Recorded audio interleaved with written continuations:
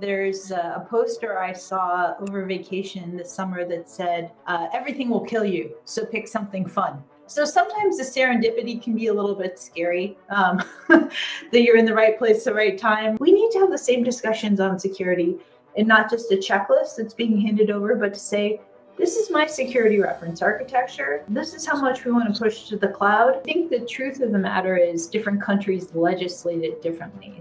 What I do know about India and cybersecurity is the level of talent is exceptional. Okay, so ladies and gentlemen, boys and girls, a very good morning, good afternoon, or good evening to you, depending on where you're joining us from. So my name is Ayon Banerjee, and I welcome you to my Thinkly community towards a better world where we have insightful and inspiring conversations with some of the leading thinkers of our time. In our episodes this far, we've had CEOs of Fortune 100 organizations, child prodigies and potential future Nobel laureates, an A-list movie star and a renowned global mindfulness coach, best-selling author, and a Bollywood screenwriter, and so on. We have discussed leadership and management. We've discussed turnarounds and creativity, physical, mental, and spiritual well-being, among other things. In our last episode, for example, we discussed artificial intelligence for functional leaders. And today, I am super excited to host someone who's a leading global voice on cybersecurity, a domain that's super dynamic and evolving as it's relevant and important for all of us. But even beyond talking tech, just tech, we would be meeting an exceptional global leader who effortlessly juggles several hats, that of a very senior corporate executive, a mom and a family person, a social change agent, and someone who truly believes in giving back to her community and to her country.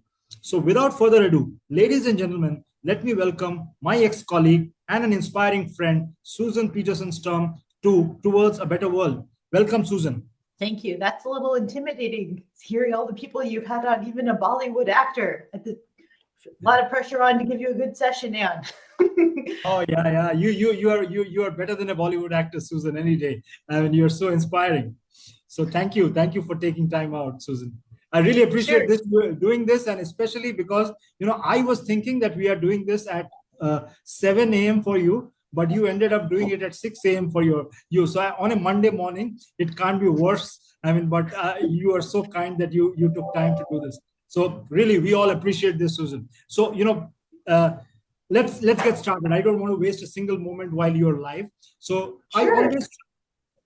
I always like to give our audience a view of the page one, as I call it, of our guest, Susan. So why don't we start there? And can you share with us a little bit about your background, how you went from being a product management executive at General Electric to being an expert on cybersecurity, a global expert on cybersecurity? I mean, how much of your journey was serendipity and how much of it was an act of deliberate design, Susan? Yeah. I think it's a little bit of both. There's a poster I saw over vacation this summer that said, everything will kill you, so pick something fun. And it was a picture of someone coming down a really very steep, side of the mountain. And so sometimes the serendipity can be a little bit scary, that you're in the right place at the right time. And then some can be intentionality and a lot of work. So I came into cybersecurity and operational technology cybersecurity as a product manager, as in an industry that was undergoing regulation. And the skill set that I needed to have was to understand what the regulations were, what was our part as one of their major suppliers, what was their part, where they would need help to automate, because there's a lot of labor there. So some empathy, some understanding of regulations, and then working very closely with technical colleagues to make sure that we could implement those controls in a way that would not impact their operations. And, something that's funny about our space is that the equipment can be quite old, right? So we're talking about systems that have, a 10 to 30-year lifespan, depending on where you are. And it's just more recently that we understand that software and the hardware have different lifespans in this industrial process space, right? So the mindset around updating that we have all the time with our phones, just update this overnight. we are still working on that in our critical infrastructure space. So it was really stepping into a challenge, which is very exciting, can be a little bit scary. And to me, the best jobs are a good mix of both. Absolutely, yeah. So I know, and it's very inspiring, to see you kind of seamlessly transition from product management, because I know what product management in GE looks like, and from there getting into cybersecurity and getting so deep into cybersecurity is something really very impressive, Susan. So fantastic. Great. So great journey, undoubtedly. And now let's get into some technicalities. So for the viewers, you all probably know Susan by the introduction. We had put it out there, and many of you actually follow her work and her journey and her career. So Susan is essentially an operational technology cybersecurity expert, global expert. And so my first question, Susan, to you would be, how would you define the basics of OT cybersecurity in comparison to traditional IT cybersecurity? I mean, this is a two-part question. So the first part is, could you touch on the unique challenges faced in operational environments, such as, say, protection of physical assets and critical systems? And the second part of the question is, in the world of OT, what are the unique threat vectors that we need to be more concerned about? I mean, as a domain expert that you are, how would you describe the changing landscape of cybersecurity regulations for critical infrastructure, Susan? So a lot is similar between information technology and operational technology. And then there are just some nuances about like how we prioritize. So if you think, you've got $100, right? In the information technology space, you'll focus the most on the most of confidentiality of information. That is your crown jewel, right? And we like that. We don't want to have our credit card numbers exposed or our personal information in the systems that we're using. Then it goes integrity and availability, right? So they talk about the CIA triangle, right? In operational technology, we are focused on availability, right? Because just stopping a process can have physical consequences. So availability, integrity, and then confidentiality. What's very interesting, though, as we think about evolving regulations, there was this mindset in our space in critical infrastructure, so energy, manufacturing, water treatment, et cetera, that we would be able to protect our systems with firewalls between the internet and between our operational technology space. And they call that air gaps. And an air gap is basically like a unicorn. It doesn't exist anymore. We try very hard in the domain, but there are so many IoT devices. There are so many of the business systems now that need the data from the plant floor to be able to operate. And this can be booking systems, it can be supply chain systems. So we're still very mindful of what data is pushing in and out. But really what we found is, unfortunately, there are kind of two things that are happening. There are nation state attackers that are going into critical infrastructure of various countries. And that can be extremely hard to defend against because of the expertise. I mean, these are people who are absolute expert at the highest levels. A lot of threat intelligence, or a lot of intelligence, is done about how to pivot into the systems. Whole reconnaissance. So that's one threat. The other one is with IoT devices and with hacking becoming more of into the public domain. There are components that, especially in legacy equipment that we've used, that may not have been designed with security in mind, given that legacy issue that I brought up. So then you can have something that can be very easy to acquire, right? Or knowledge that's easier to acquire, which requires less expertise to go into the systems, right? My view is that regulation is helping customers, operators in the space develop budget to be able to address these challenges. And just one of the things I've been very passionate about in this nascent stage for our industry, and other industry, energy is relatively far along. It's been about 15 years now. I think sometimes we underestimate the amount of labor that it takes to maintain the systems themselves, right? From a security posture. So my colleague Tumomi Ayoma and Dr. Ayomi Teyonwa was really helpful. We put together a paper on securing a lights out factory. And, that notion of there's no labor there, how would you maintain it? You can say, oh, that's really far out. It's not. There's some oil and gas majors that are building offshore facilities with no bunk space, no helicopter space. Philips has been doing this for a long time in Netherlands. So if we take that mindset, because there isn't existing labor, many times to secure the actual plants, do things like security updates, how could we securely automate those things? These are very oftentimes quite tedious tasks too. So, I think that's an opportunity we can think about as we, take on those standards and think about how are we going to get this done. Awesome. Great answer, Susan. I mean, and I really love the way you broke it down and made it simple to understand, even for an ignorant person like me. So I kind of got like 80% of what you said. So I think that's good. That's great. So just to follow through on the previous question, Susan, I mean, great summary. I mean, are there any recent standards or guidelines that are especially important for operational technology professionals to understand and implement? Yes. So the opinions I'm going to share are my own. I'm certainly not a regulator, not speaking on behalf of the company I work for, for their views. But, so there are kind of three sets of regulations that will be influencing us in energy and critical infrastructure. The first is those that impact the operator, right? So in the US, we have NERC-CIP. In Europe, we have NIS2. A lot of the related standards, there are IEC standards. So there's one in development for rail operators called 63452.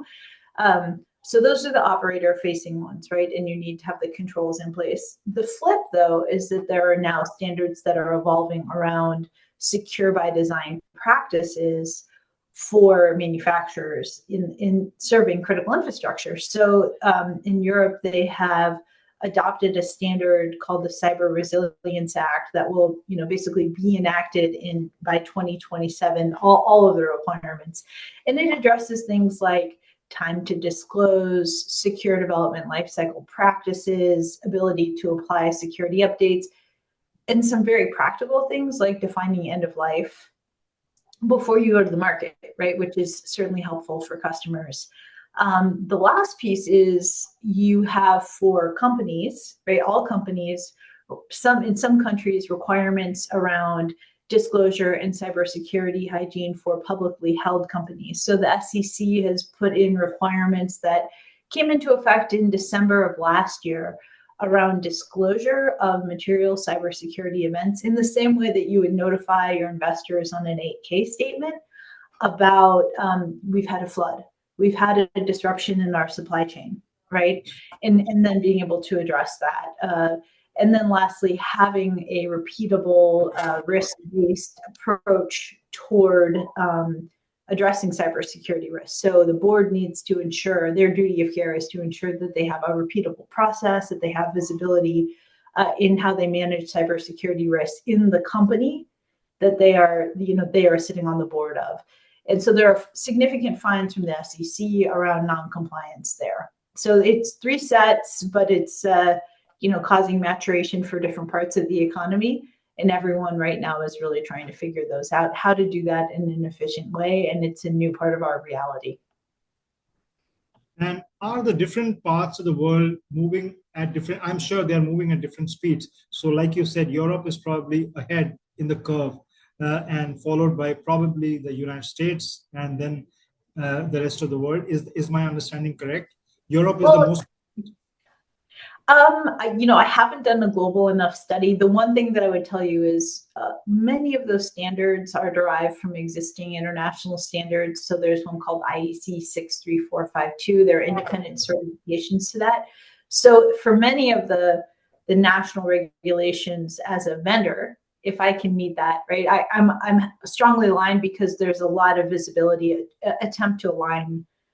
We have jokes about how many cybersecurity standards we have in the space. But APAC, and I don't know all of the rules, but APAC is quite strong in the space. Singapore is very, as far as I understand, in terms of digital assets, quite far ahead, looking at things like security of ports. So I don't, I think the truth of the matter is different countries legislate it differently, so in Europe, it's more, with the old CE marks, and still, more can go to the vendor directly from the regulator. In the US, we like to, tell the operator they're responsible, be very prescriptive of what they need to do. In Canada, it can be more overarching, but sometimes with civil fines, so every country has their own flavor in how they approach it. But I know some fantastic work, in APAC is going on, and a lot of standard development ongoing. How about India? I'm curious. How is it? Because India is marketing itself now. We there's that we are a very digitalized economy. So is India well placed in the curve of? I have to admit that I do not, and this is not good because the company I work for does a lot of sales to India. So, and we spend a fair amount of time looking at international standards to start with. The company I work for uses that IEC standard and independent certification because it provides a lot of efficiency across. What I do know about India and cybersecurity is the level of talent is exceptional.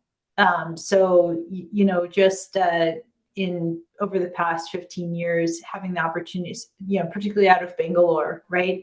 Just the level of talent, the investment in cybersecurity programs.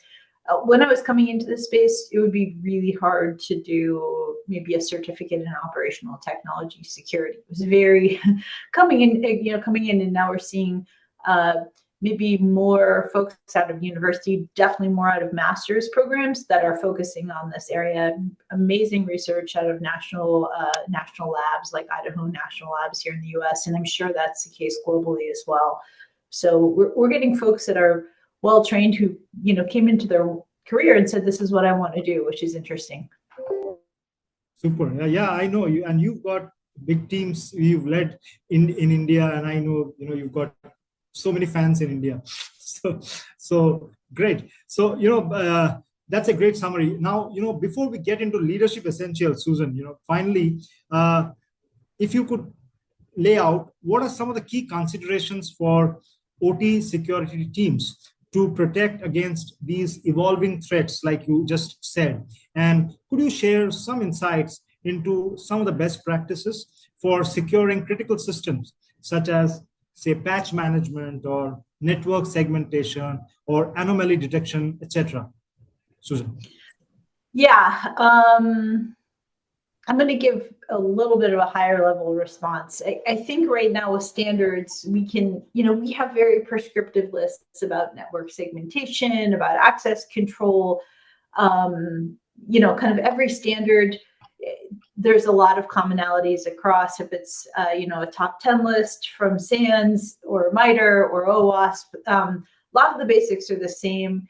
The thing for OT security, I think, is it can be very hard with legacy kit and the life of the assets, right? And the operation being key. So we have opportunities in OT to be very efficient by one, where can we design security in? One of the things that has been challenging for me to see sometimes is that security controls are slapped on afterwards, right? And because it's treated, and it is a non-functional requirement for automation vendors, many of them, right? In terms of maybe enhanced logging, et cetera.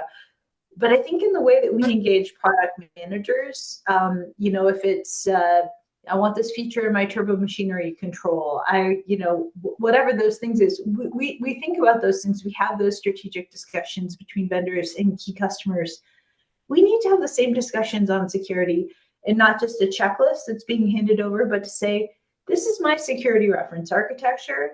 This is how much we want to push to the cloud. Even discussions about, this is what we want our cloud usage to be. Miss or Mr. Vendor, help me, how can we reach that more efficiently for my desired state on security posture? What's really cool about this space is that there's this notion of cyber-informed engineering. And I'll give you an example. My husband was a brewer at a craft brewery here in Colorado, lots and lots of breweries, right? Lots of automation companies and breweries. I don't know how this happens, but there was a circumstance where someone pumped too much lactic acid into a mash tun, which is like, where they take all the grains. It's almost like a tea, and then they filter off the beer from there. So they put too much lactic acid accidentally into this mash tun, and the mash tun turned into like putty, like rubber cement, right? And that was very hard to clean out, as you can imagine, for an industrial size big brewery, right? They made a decision later on, hey, let's make the day tank, so the max it could be dosed in a day or over a period, much smaller. That doesn't cost very much. We don't actually have to go in and make a lot of changes to our control system around there. We've put in a physical control, inexpensive, efficient. So if we do this up front, right, we can think about things that enhance resilience of the operation, because sometimes, you've got someone who's new on shift, someone who's distracted, et cetera, right? I mean, these things happen. So there are trade-offs. And the last point that I want to make around that is we need to think about return on the investment. The difficult thing is, especially where you're dealing with legacy assets, so not greenfield, where you can do cyber-informed engineering necessarily, or where it's easier, right? You can do it certainly in existing operations, but where's your dollar best spent on mitigating security controls? And what I've seen, which I think is pretty exciting in our space, we have this expression in the US about peanut buttering things. You just, spread it like butter or something on bread, right? It's all the same. Our priority shouldn't be all the same. And so how do we think about, if we have $100, how much are we spending on resilience? Because at the end of the day, that is probably going to be the thing that keeps operation moving. So detection, protection, all of those things, but how do we recover, right? And that helps everyone in operations, as well as cyber. So. Super. I love this concept which you just mentioned, peanut buttering. And, this is a very Jack Welch thing. He used to say that, if you need to go after something, don't sprinkle resources. Just you go deep into what you really want and get it done. So that's very well said, Susan. Thank you. Thanks a lot. So now enough of, tech in day jobs per se. Our viewers, especially people who follow you or people who are curious about a leader like you. Let's move to other areas. You are a member of the FBI InfraGard Denver chapter, which is a public-private partnership aimed at working together with the government to prevent malicious attacks on the national security. Can you explain to us the threats that every country needs to be cautious? And you touched upon this a little bit briefly in one of the earlier questions, which every country needs to be cautious about in this day and age, because, as they say, that the wars of the future won't be fought on the basis of the might of the armed forces, but they'll probably be fought on simple clicks of buttons by bad agents. So how do governments prepare themselves against these attacks, Susan? So just with InfraGard and some of these other groups, just to mention, I love being in the space. It's very compelling to me in the energy industry of this, service orientation, right? If there's a plant down, if there's, so impressive here in the US, and I'm sure this is the case in all utilities, but folks from California going to North Carolina to help after some of these hurricanes and storms. So we're all hands on deck. We support each other. The same mindset is true in cybersecurity. And so it's really awesome to have these ways to interact with government to help influence. It could be standards development. So here in the US, the Cyber Infrastructure Security Agency has done a great job of asking for industry players their input on, kind of new standards, new things that are coming out that will, basically be passed back.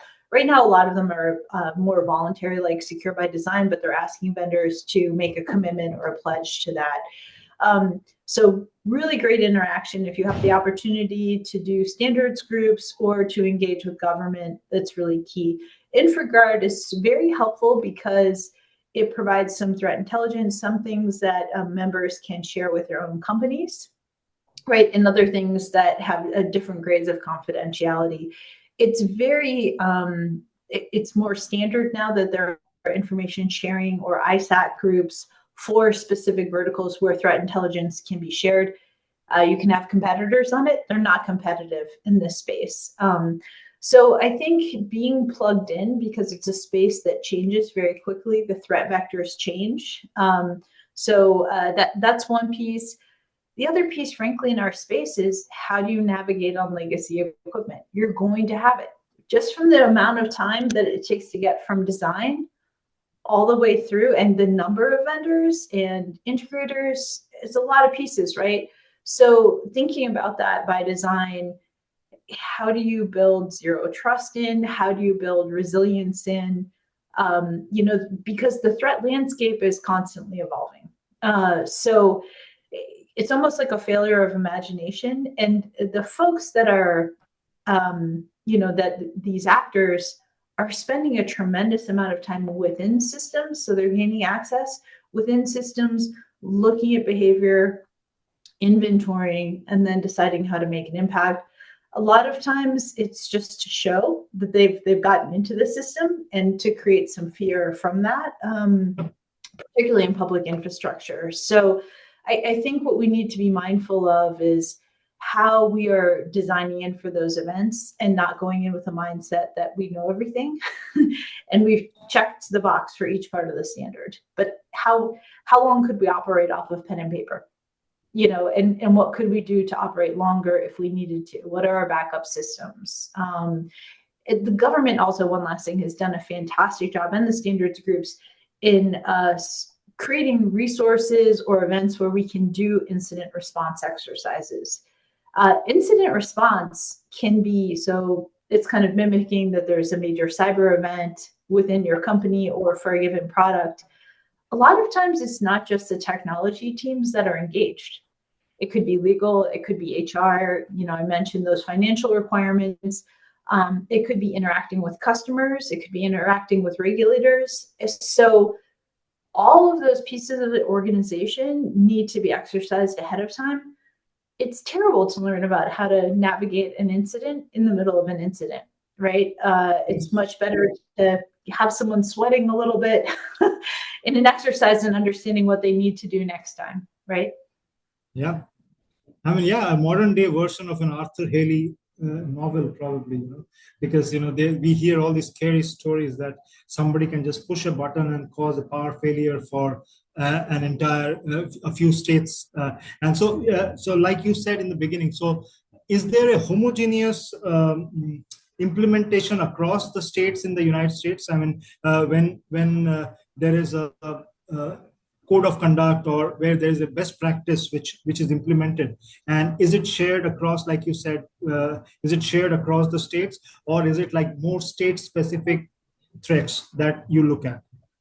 I think right now, from just kind of the standards, they tend to be national and vertically focused, right? The kind of the practices and standards. There could be some, I'm trying to think, I think there may be some specific regulations. Those, I think, tend to go maybe more into the consumer space. So there may be a state or two that have done that, right? But I think it's generally national, because it takes a lot of effort to engage everyone. From a threat perspective, though, it's really more about the processes and the mindset you take often, so how are you prioritizing? What are your crown jewels, et cetera? Maybe more so than the location, you know what I mean? Or kind of state specific items. Yeah. Very interesting. Very interesting. Thanks, Susan. I mean, I think one very important point you made is that many of these bad actors, they try to make an impact by showing that they have gotten into the system just to create a scare, and this scaring, the fear is their business model, I think. So people like you and the experts in the government need to be one step ahead all the time. So fantastic, great answer and great initiative, Susan. And I think this is a big inspiration for domain specialists like you who follow you, juniors to you. I mean, this is how you can contribute to your community and to your country with your domain knowledge, because it's not just about your day job, what you learn, but what you can contribute to your country and nation. So great.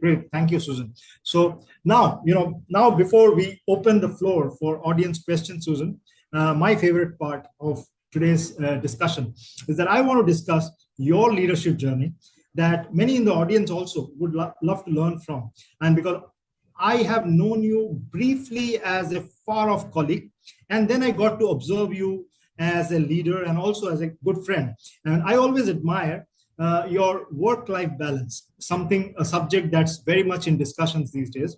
And I'm very curious, how do you juggle so much and so effortlessly? I mean, you are such a senior global leader. You're a mom, you're a family person, you are a social change agent, and through your multiple pro bono initiatives, including, for the audience, Susan chairs an organization called Warm Coat, which is a very, very noble organization and effort for the winters, especially in places like where Susan herself lives and in the US, and that you so passionately lead, Susan. So my question to you is, why don't you share with the viewers, how do you wear so many hats, and yet how do you retain this authentic, empathetic, and vulnerable, if I may say, persona of yours, Susan? Yeah, I don't want anyone to feel like anything is effortless, because it's not. It's interesting, coming up when I did in this industry, and it's definitely changing, but I spent a long time being the only woman in the room and the youngest person in the room. And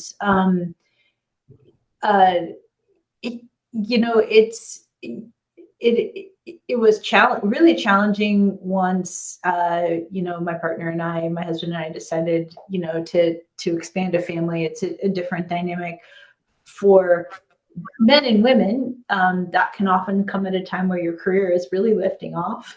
And you can have this FOMO, fear of missing out. And I think if I had one thing to impart on people is pick companies where you see diverse leadership, pick companies that have programs that are family friendly, because that's what you can choose to support your career, right?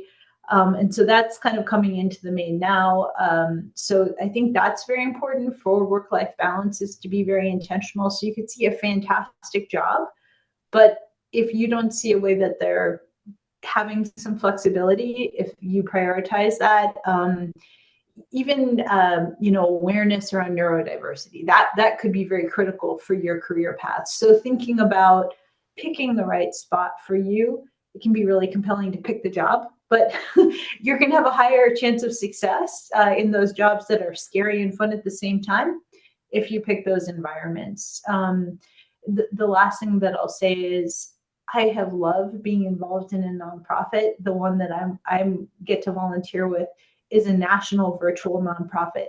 I have never seen something scale like that in my work life to the same extent, right? The kind of growth, the being very agile, being able to pivot on strategies, and it's been very fun to be a part of that and just see the insane amount of growth that nonprofit has gained. So I like it. I like to feel like I'm making some kind of impact, but I've learned a lot, from the work perspective on this.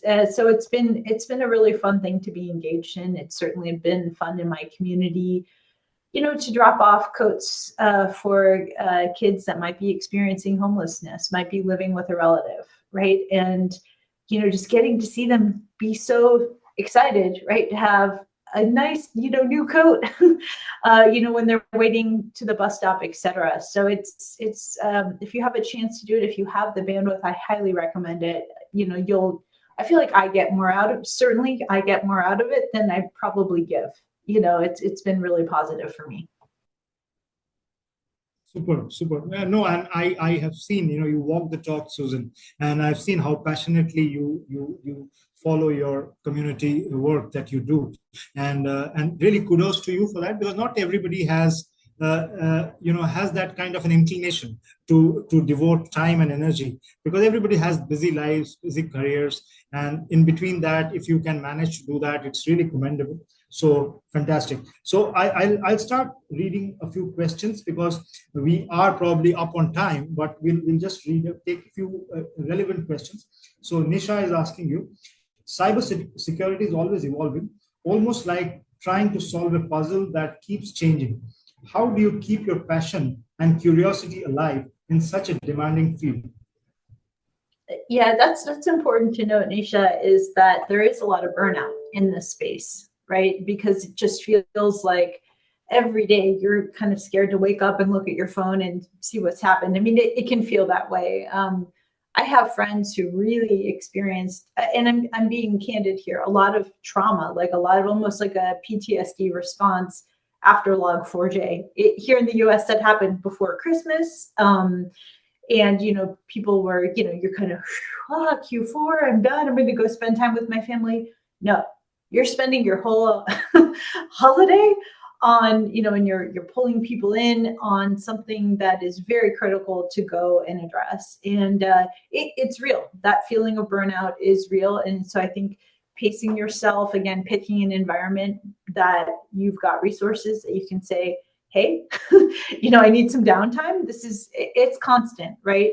So I think picking the right spot is really important. I think the other one is being able to compartmentalize and saying, okay, I'm putting this down today, or I've got this teammate to hand off on, and I'm really taking a break.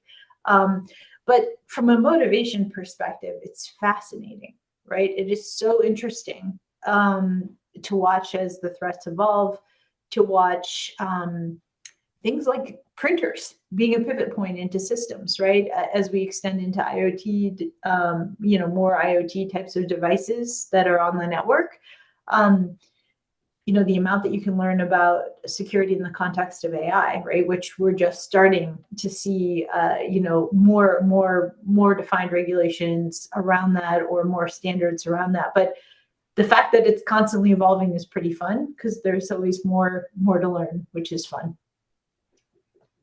Awesome. Great. So I think, Nisha, that answers your question pretty well. I think Joshua is asking you, how do you deal with bureaucracy and cynicism around resource allocation on cybersecurity projects? Whew, that is a tough one. And it's a real one. So Joshua, I get where you're coming from. One of the things that I think is important, as Jan said, I have a background in product management. So I didn't study IT. I didn't study electrical engineering. That actually has not been a deficit for me. It can feel funny to walk into this room where, people are talking about the TCP stack, and, you're kind of like, just down into the detail. It's a space where people appreciate that. However, to me, the most important thing is actually empathy in cybersecurity. And so to your leadership team, right? The skepticism, I get it. It is so hard, right? Well, nothing bad has ever happened to us. They can't physically access this system, and then you can say, look at all this data, probably our systems are compromised. It's somewhat futile. So, I mean, it can be, and it's frustrating and it's real. So I want to acknowledge that. The approach that I really like, so there's a really great book called How to Measure Anything in Cybersecurity. It was written by Richard Searson and Doug Hubbard. And so it looks at a value at risk approach in how you allocate budget. And so it would set you up to say, look, our potential, it uses, I know this, you're probably like, but it uses a Monte Carlo type approach, which you can do in Excel to say, here's the probability of the economic loss that we'll have from this vulnerability. If you have that, you can look at the cost of the control and you can say, hey, boss, this is the return on investment that we would get for investing in the security control. I think it's tough in cyber because if we don't have the capability to make the business case, right, and we lean way too much into the fear, and then it seems like, well, all is lost. We can't materially change anything. So prioritize and talk about the benefit to the company. Think about labor savings. Think about, and it helps you to say, yeah, that's where we should allocate our scarce resources. I think this is going to have the biggest impact. The last point is we all get worried that bad things will happen, right? If you've had a sound basis for how you're looking at risk, it's repeatable. You can go back and point to that. That's very, very important. You can also measure controls, right? So just having a method and a prioritization methodology and a way to talk about that in dollars to your leadership is the most successful way. And that being said, it's still frustrating, because you've got some context that they don't. Arrogance, talking jargon, leaning into the fear, uncertainty, doubt, they do not work very well. Totally agree. And very well said. You need to do the features, advantages, benefits, FAB, as I call it, and everything has an ROI, which you need to be able to sell well without jargon. And I think, you do it so well, Susan. Whenever you talk, you never, it's very earthy, people understand what you mean, although it's a very technical thing. So that's what's probably the need of the hour. So fantastic answer, Susan. So Andrew was asking you, if you could design a perfect world where cybersecurity was no longer a threat, what would the world look like? And what role would people play in keeping it secure? Wow. Talk about failure of imagination. I don't know. I mean, people talk about like a notion of self-healing systems. To me, it's very interesting looking at kind of biomimicry and, thinking about the body or organisms and how those kinds of concepts can be applied in technology. So maybe it would look like something like that it would be a very aware system. I think it's very easy to become skeptical or, of new technology and the potential consequences. So even things like moving to cloud can be quite concerning, right? So I don't know what the end looks like, that endpoint looks like. It'll be interesting to think about that, right? And maybe to get there, people will be concerned that you're incurring even more risks to get to, these more autonomous systems. I think for people, it's, we can, when we're operating things, we're very, very used to following a process. And I think it's very important to also kind of have your, look around the perimeter, right? We have this notion around physical safety, physical security, right? Of situational awareness, of understanding what's going on. So sometimes a process anomaly can be someone in your systems, right? And so I think that awareness, if something seems to be going on, raising a hand and saying, hey, this doesn't quite look right, and feeling comfortable to do so. So I think people also having an awareness of how their actions impact security. We can all, feel frustrated that, I have to do X, Y, Z thing. And well, I'm just going to circumvent the security control. I'm going to use the public Wi-Fi with no VPN. Think about the data that you're sharing, right? What kind of resilience you have, even in your personal life, right? So, have you put multi-factor authentication into your systems? What environment are you in when you're doing things digitally? I think people are the key, right? And the last thing is understanding what a potential, what a threat would look like. You know what I mean? We all get these sort of scam things in text, but before answering, thinking about, does this seem funny? And really listening to that and taking action on that basis.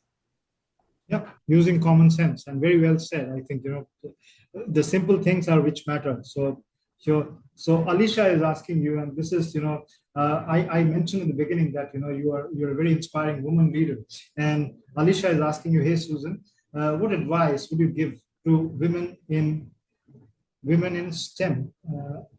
STEM, I don't know. So I think yeah, okay. Yeah. Is that a technical? I'm sorry, I didn't understand what it means. Well, I think it's science, technology. I'm not sure what engineering and that. That's STEM. That's the academic. I thought it's something to do with cybersecurity. Sorry. Yeah, we've got STEM, yeah, lots of acronyms. So, I recently got asked to do a talk about or engage specifically about, what are your tips to be successful as a woman in the workplace? And I've gotten to the point where I kind of, honestly, I bristle a little bit at the whole notion of leaning in, that if you just lean in further, if you just do these things, and I did all those things, right? Like I tried very much to take up space, to, advocate for myself, to find good mentors. All of those things are helpful. The most important thing you can do is pick an environment where you see diverse leadership, right? A lot of times they talk about women or minorities in leadership, that it's a broken rung to get to the next level. And Yep. I had to leave a company because I didn't see that opportunity for myself. I immediately went on to another company and got to that next level in the ladder. So, making those choices to say, is this me? Is this the environment I am? Can they see me in this way? Especially if you've grown up in a company, it can be very hard. People can look at you like, Yes. The project manager that came in. So that happens. Pick a place where you see people who look like you, right? Pick a place where, they have investments and programs in developing talent, right? They have space for you to go on care leave for a family member, and it's okay, right? It's a shocking number. Unfortunately, it's a shocking number of people in the US who have to leave the workforce to take care of family members. Could be kids, could be aging parents. The consequence with retirement, all of those things, and the difficulties to get back into the workforce, if you've had a gap, can be extremely challenging. And that happens to men and women. I've actually recently spoken to 3 executive level men who I would vouch for, and have tried to see new roles for them, who've had such a hard time explaining, hey, I took time off. I took a couple of years off to take care of my young kids. Yeah. So we have to pick an org to work at where maybe you wouldn't have to take that time off, or they would welcome you back, because that's an understanding of, that's how they see the whole individual. So I would say be picky, pick the right spot. You might have to, we all pay some dues, but think about a place that really reflects your values, where you can be a whole person. And one thing that I do is I think about how I want to feel at work when I'm interviewing, right? I spend time and I go, does this seem to reflect that culture or not? I've declined roles because it doesn't feel, I can already tell enough from the culture that it's not a great spot for me, for what I'm looking for. So you will be more successful where you feel safe to take risks, where you feel supported and acknowledged. And that's men and women. For women and minorities, what programs do they have in place? How diverse is their leadership, right? How are they committed to your success?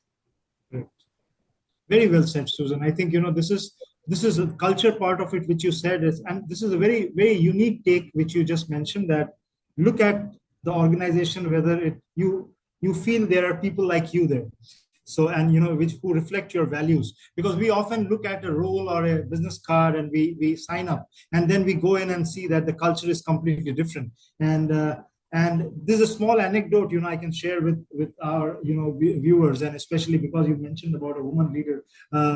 So I can mention, during, so Susan was, you had just taken up a role in Germany at the onset of the pandemic. And her family was back in the US and she was in Germany, and then pandemic hit, and then there were lockdowns and this and that.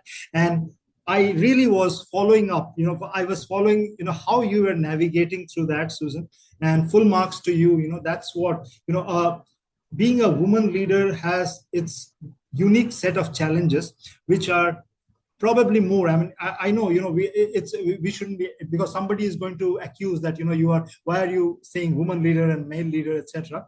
But women have their specific sets of challenges. And I think, people should learn from people like leaders like Susan, how you navigated through that phase. I remember that.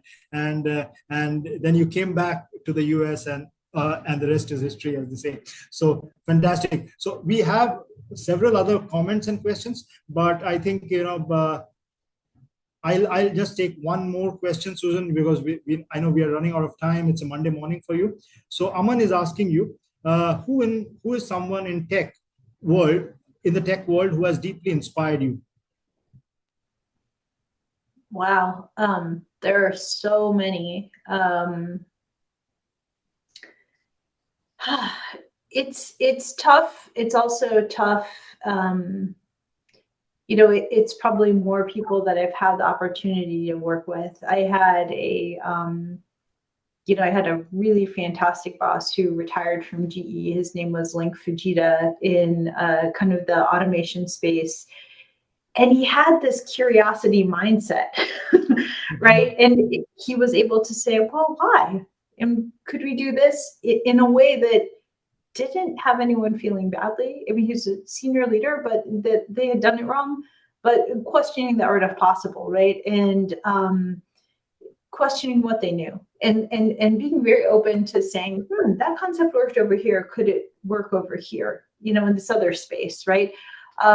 There are fantastic innovators in technology. The ones that I'm following a lot, I'm like everybody, have followed a lot on AI and, looking at more practical applications. And so it feels endless. So some of the, individuals that I follow on, just in Blue Sky community, et cetera, LinkedIn, and how they're reapplying the technology. It's the art of the possible piece.